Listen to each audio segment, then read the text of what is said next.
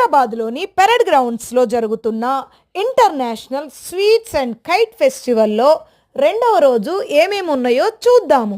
పాప్కార్న్లో వెరైటీలు ఉన్నాయండి. ఇది బ్లూబెర్రీ పాప్కార్న్ అట, కొత్తగా ఉంది నాకైతే.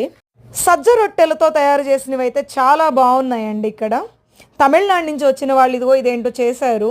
ఈ అబ్బాయి అయితే డెకరేషన్ చాలా బాగా చేశారు. వీళ్ళు వచ్చేసి పంజాబీ వాళ్ళు, వాళ్ళకి సంబంధించిన లస్సీలు అవన్నీ తయారు చేశారు. కజ్జికాయలు, అరిసెలు, స్వీట్స్ ఇలా చాలా ఉన్నాయండి. హాట్ కూడా ఉన్నాయండి.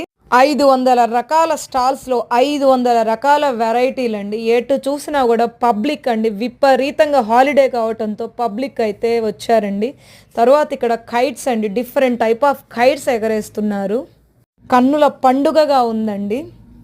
పట్నంలో పండుగ కూడా చాలా బాగుందండి. పతంగుల పండుగ అయితే అదురహో అన్నట్లు ఉంది.